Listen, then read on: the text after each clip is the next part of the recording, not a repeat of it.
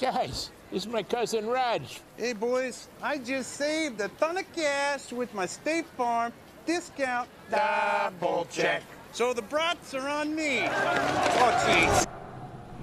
Crazy dream. Easy. You're gonna wreck Bob's dream. By the way, how's that sausage pillow? Delicious, good stick. Save with the discount double check today. Get to a better state. State Farm.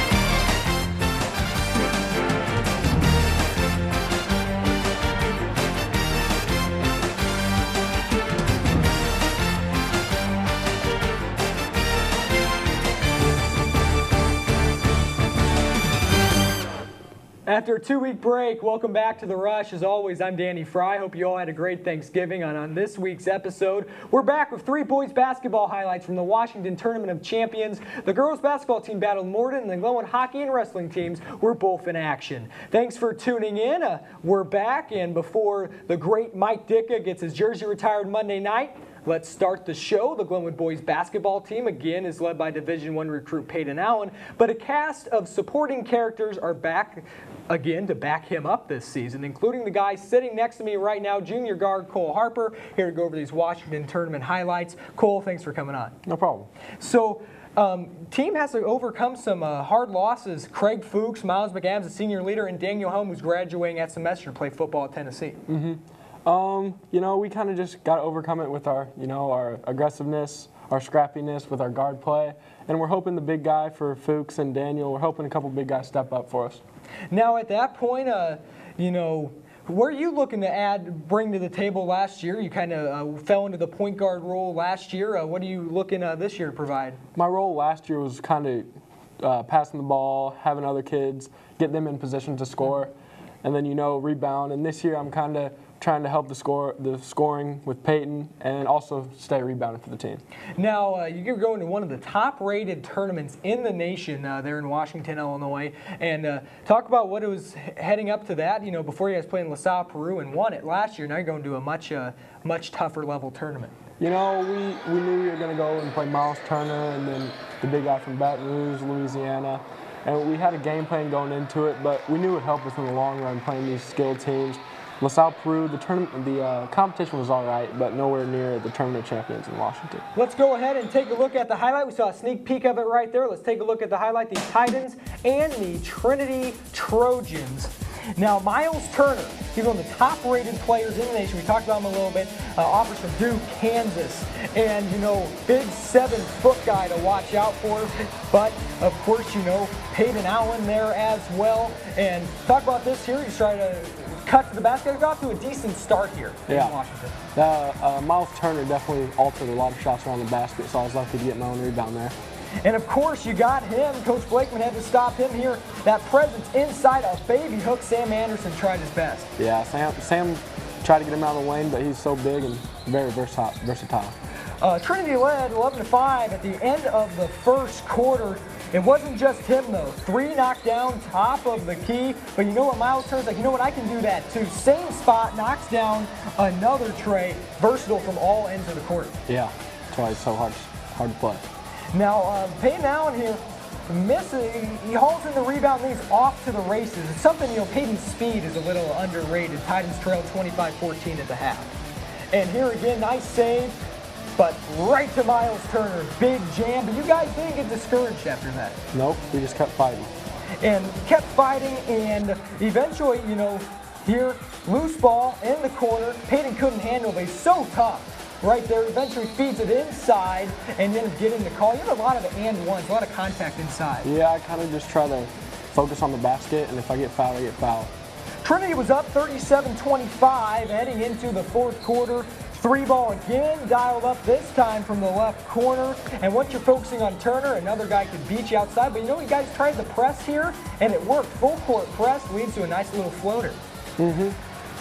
And that floater will help get that game in. And you know what? Towards the end of the game, time taken away, 15 seconds.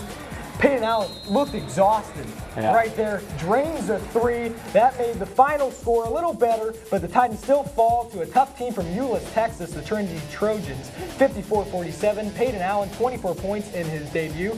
You added 19 points as well. But something in that game is that you guys Wednesday night, 43 of the 47 points came from you and Peyton. You guys trying to spread out more? You kind of alluded to that a little earlier. You know, it was just kind of what happened in the game. You know, it didn't really matter. Whoever scored. So we don't really care about that. Next day, you guys had to go and take on Parkview Baptist, and you guys had to go 9 o'clock in the morning. Lost that game 62-54. They had a top guy, I believe, James Thompson inside. They kept dumping it into, but Peyton Allen went off, had a dunk. You dunked as well, 34 points. Talk about how that game, you had to make adjustments and then turn around and play Proviso East at 5. You know, Trinity and Baton Rouge teams were kind of the same with a big guy down low that you had to play pretty much the same, both D1, high recruits. So that was kind of the same game plan, but Proviso East, it was a lot different with mixed in guard play. At Black Friday, let's take a look at the highlights against the Proviso East Pirates. They finished 4th in Class 4A last year. How do you prepare for their quickness? They came out right away. Yeah, Coach told us they were going to be all over us and just be strong with the ball, and I don't think we really expected to be as much as it was in the first.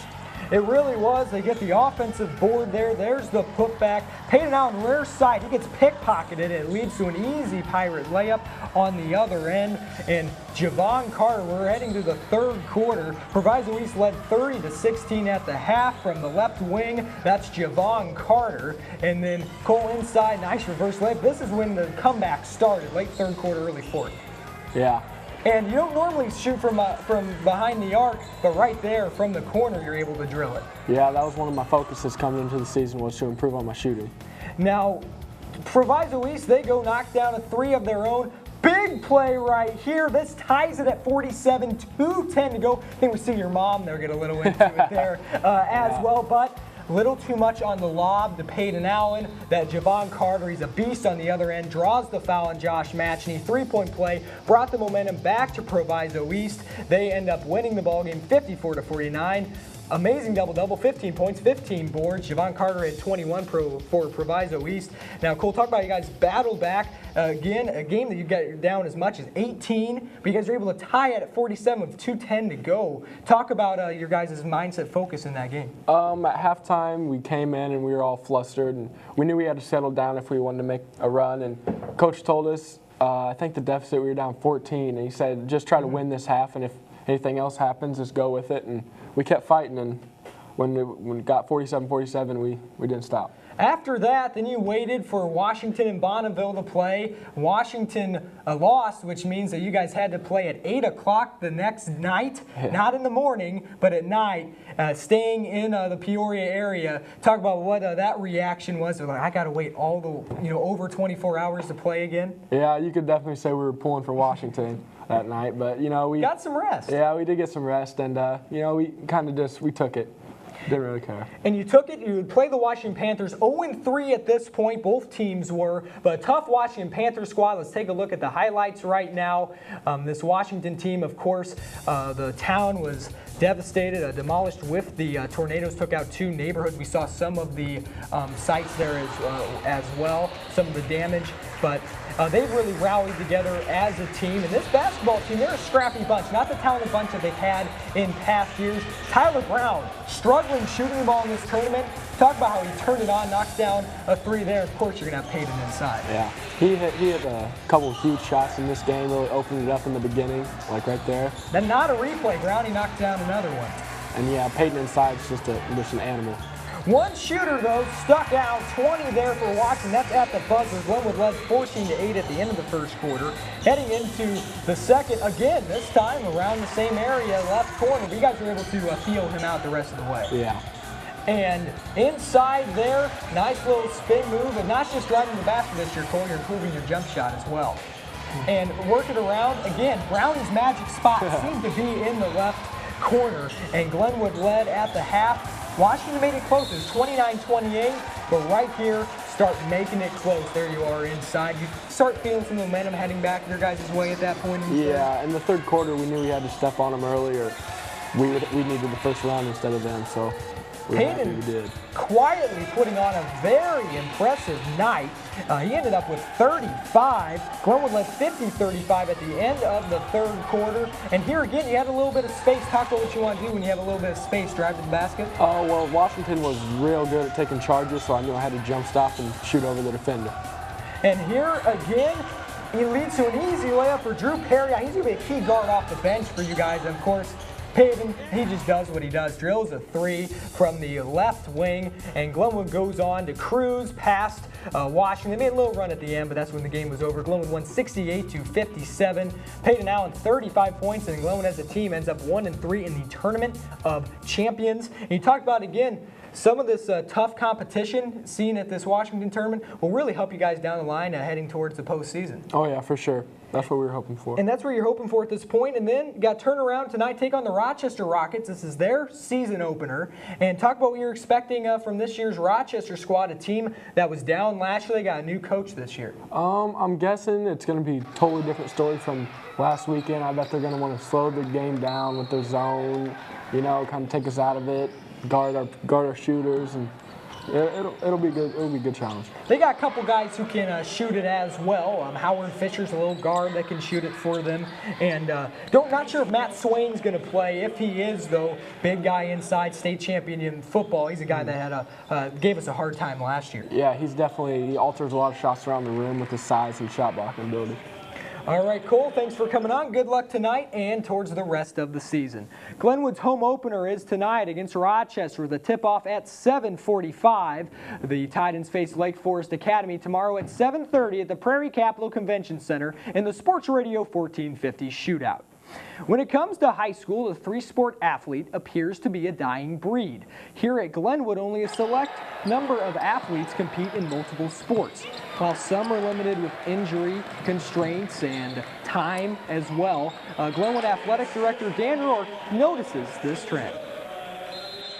And they start looking at scholarship offers possibly, and I think some of them decide that they need to concentrate on one particular sport, more so than it has been in the past. We had a lot of three-sport athletes, and didn't seem like kids would play two, and now a lot of kids just play one sport. I think there's many reasons for that. Probably a lot. When I first started, there probably wasn't such intense summer programs as there are now, and I think kids feel like they have to make a choice on what they're going to do in the summer more than anything else. Certain sports here at Glenwood coincide with each other. Great off-season for anything else is football. In my mind, basketball is a great off-season for a football player. Wrestling is a great off-season for a football player. I think the kids that play more sports get faced with more pressure situations, they learn to deal with the ups and downs of sports, and so I think it does translate from one sport to the next. Glenwood senior Andrew Strickler decided to focus on one sport this year after suffering bursitis in his shoulder. He's also making strides to be better prepared come baseball season. It's hard to handle. You got to do your homework and you still have to have all your practice and games and stuff. And it's just one of those things where after my surgery last year, it's one of those things where I couldn't play two sports. It was too hard on my shoulder and everything. So, and baseball is one of those things that I enjoyed more and I felt like I could, progress in the future for. So I definitely thought baseball would be the better option for me. I get the training done, and it's just one of those things where you kind of just have to work out of it by yourself. And then if you need that extra support, if you need that extra help, a lot of people out there have it, especially your teammates. They're always there for you for those sports. Glenwood senior Tyler Brown excels in three sports here at Glenwood: football, basketball, and baseball, and he finds the time to play all three. I mean, it's a struggle. I mean, a lot of people say that I'd benefit if I only played one or two because I'd be able to get better at the other ones, but I feel like I play at a pretty high level in all three, and if you're able to do it, I think you should do it. I think that you only get to go through high school one time, so you should make the most of it. The key for a student participating in a sport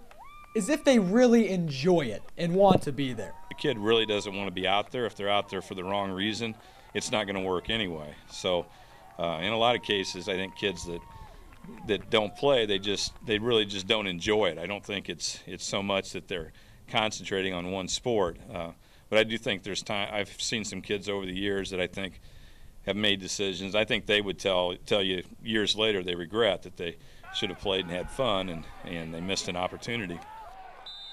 Tennessee-bound tight end Daniel Helm last year played football, obviously, but also played basketball and track. Yet he's graduating at semester this season. Go Tennessee, we alluded to that a little earlier. But all in all, it really just depends, comes down to if the athlete has the love for the game or not. Now joining me on The Rush is Sean Bennett, who has more on the Glenwood wrestling team who opened up their season this past week. Thank you, Danny. Titan wrestlers went down to Collinsville to kick off their season last Tuesday. Now let's take a look at these highlights. The Glenwood wrestlers went to Collinsville, as I said before. We start the meet off with Brady Thompson. He would face Quincy, though. Face Quincy, yes, thank you. Brady Thompson went at 106 and he wins 7-0 this match. He's right into Quincy very wrestler, and he's very aggressive for a small guy, as he shows up here. And Brady scrambled with a scramble on the last moment of the match, and he wins this one, and his record will be 1-0 after that. And this is J.D. Turner with a weight of 145. Unfortunately, loses this match as he's riding the Quincy wrestler, and he's caught riding too high, and he gets bucked off, and it leads to a reversal for the Quincy wrestler.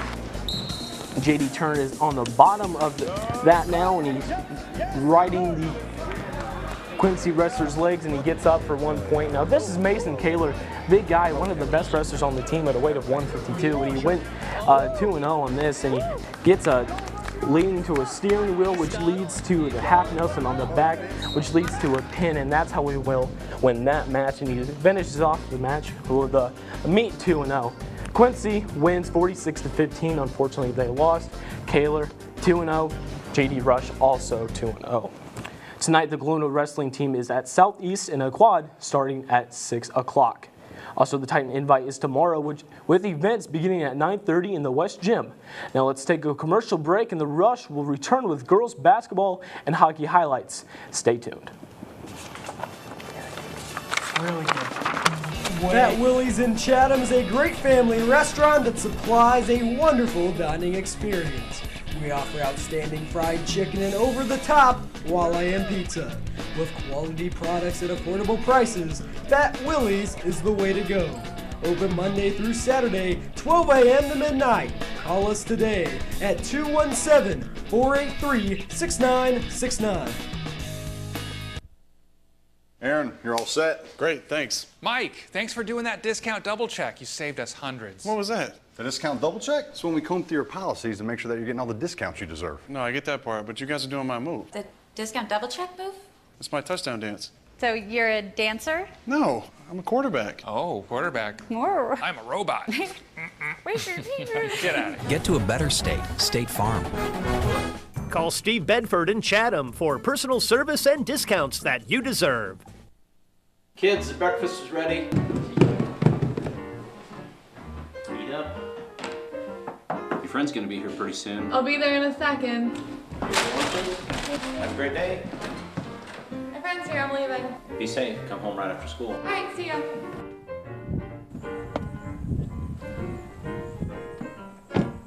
Wow, your dads are really looking out for you. That's not my dad. That's my family's financial advisor, Mr. Sullivan. Sullivan Financial, looking out for your investments and your family.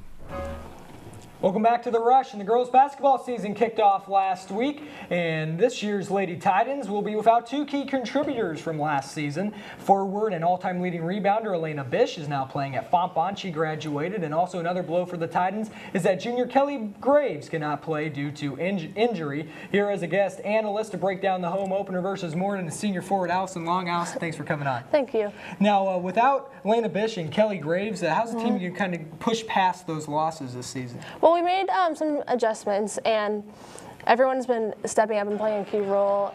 And really, it all comes together because we all play with our hearts now, and not that we didn't before, but everything's coming together nicely. Now, any pressure you got to take a Morton team that finished 4th at state last year in Class 3A, but you guys beat them last year 50-40. Well, that's a big game for us because it shows like that's our first game, so we're always really excited for that game. And we came out and played our hardest, and it worked out. Let's go ahead and take a look at the Morden Potter highlights. The Titans took them on in the home opener. Nikki Hogan, a senior, you seniors along with Morgan Justison, what are you guys trying to bring to the table this year for senior leadership? We're all stepping up and playing a key role. We're all looking to get our rebounds and score points and work it together as a team. Morden had Emma Heisler early on. She drills this three from the top of the key, and the Morden Potter shooters were out early. It showed us that we just had to step up more. And then Morgan is hitting another shot. So. Yeah, from the baseline, Morgan Justison answers, and Maggie Julian will step back, knock down this three from the right wing. She was a leading scorer from a year ago that you guys will turn to a lot from this season. And towards the end of the first quarter, Maddie Torrey, nice shooting stroke there, wide open and drills it. She had a couple big threes last year as well. Yeah, she's been stepping up greatly. Now, Morden led at the end of the first quarter as we get up to that point here, swinging around the perimeter, and again, deep jumper there, knocked down Nikki Hogan again, and Morden led at the end of the first. We'll head into the second quarter, and nice move here. Parker Bandy will step up and, or actually this baseline jumper knocked down there, and that was once again Morgan Justison. But talk about Parker Bandy here. Eventually going to get a move here and get it to roll in. Well, we've been moving the ball greatly, and she just keeps hitting the shots. And that's really all you can do. Coach Crossland, drop any different plays this year, trying to utilize different players at all? No, we're really using most of the same plays. We've been focusing a lot on defense and our rebounds. Chandler Ryan, only a sophomore for the Potters. She can really shoot it right there, top of the key, and drills it at the half. Glenwood led 26-23. We'll jump into the fourth quarter here. And once again, it's Ryan. So hard to guard inside. She had 18 for the Potters. She's a great player for their team. And right there, but you know what? Eventually here, you're going to be wide open underneath the basket, had 8 points, and at that point, Glenwood would cruise, win 49-42. Maggie Julian had 13 points, 11 in the first quarter, and Nikki Hogan ended with 10 points. Now let's pause for some post-game sound.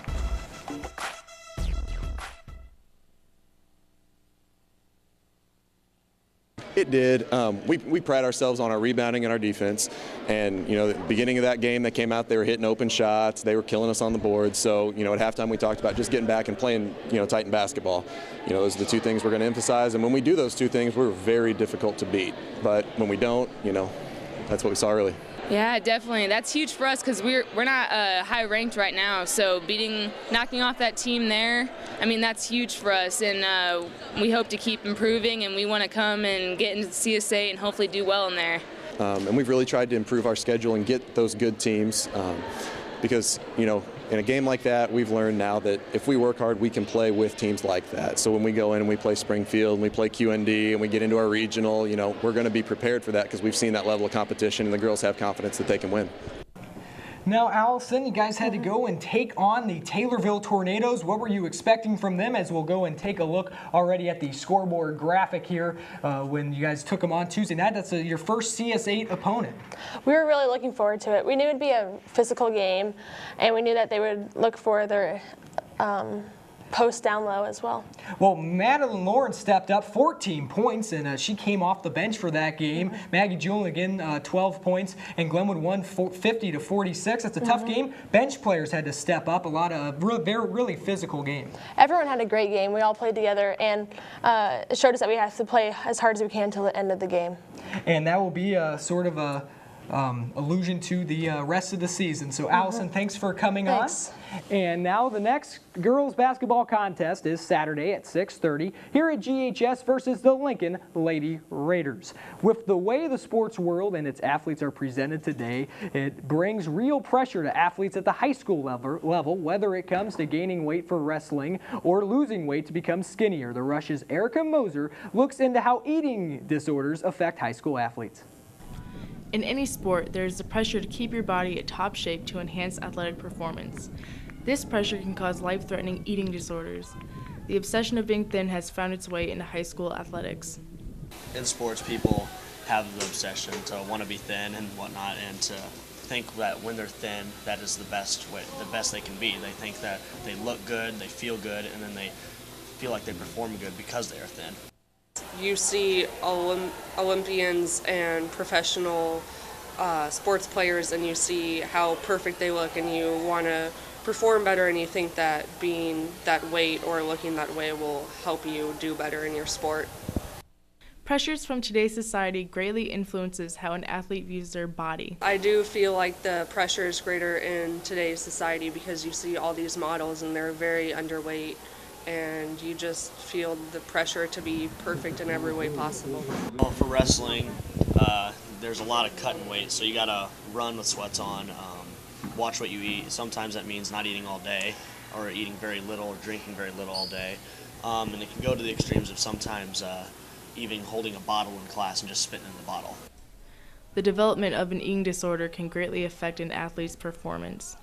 Eating disorders cause multiple problems with a person's body. It can affect their heart, their liver, a lot of organs, and you have to be at the top of your game to compete in sports, so that can obviously cause problems with your performance. And the reality is eating disorders are terrible for you because they're bad on your health. They can make your hair fall out. Sometimes it even has heart disease and heart risk for it. So just the stress you're putting on your body with that eating disorder because of an obsession that you want to work for the thing you got, but then because of your eating disorder, you can't achieve what you want. So when I was a freshman, I wrestled 135. I came in that year almost 190 pounds. The head wrestling coach said that if you wanted a spot on the team that I had to go 135. So I ended up cutting quite a bit of weight. I wouldn't eat from Wednesday to Saturday on the weigh-ins, maybe a coffee cup full of water. I would, there was a time when I actually would eat stuff and then throw it up in order to make weight. If you just go and watch TV for an hour and you see all these, especially with the females, they're real fit and skinny, and I think they have the pressure from just society says, hey, we need to lose a little bit of weight and be skinny, and I think that if females, and it can be males too, but I think that if females have pressures to do that and they're athletes, then that really can affect their performance. From the Rush. When it comes down to it, sports are meant to be fun, so no measures need to be made to make the experience harmful. Moving over to the ice rink, the Glenwood Hockey Club made it to the Lincoln Land Hockey Championship game last year, only to fall to Decatur. Let's jump right into the highlights as the Titans are in a rebuilding year with the leading scorer Pat Flahive gone. He's actually playing soccer at Worcester Academy out on the East Coast. This was the Lincoln Land Hockey season opener right off the bat for Champaign. They got right to it. Jackson Thurman scores this goal past Jake Brandon of the Titans. Quickly 1-0 Champaign in the first period. Champaign able to work it around the end. The passing lanes were open all night for the Chiefs. The puck ends up to Max. He's going to be end up around to the center of your screen here, and he's going to slip this one past Brandon. Nice little slap shot, and Champaign added to their early lead. Champaign led 4-0 at the end of the first period. Game got physical in the corner. Eventually, Glenwood's Jake Vance comes up with the steal, but he cannot turn this opportunity into a goal on the other end. Glenwood had a couple of these chances, but really could not strike Hayter though. And Johnny Webb will be knocked, number 3 will be knocked into the boards by Christopher Scroggins. And Johnny was called for reffing during this game. Eventually Scroggins ends up with it for Champaign. This try is wide left. Wasn't a big deal for Champaign though. They cruised past Glenwood 7-0. Their goalie, Rebecca Slezak, for Champaign had 31 saves. The next Glenwood hockey contest is Tuesday at 8:30 against SHG. Now it's time to wrap up the show. Thanks for tuning in. Remember, live sports tonight. The Titans taking on the Rockets on Ustream.com/channel/GCNNTV. Here we go.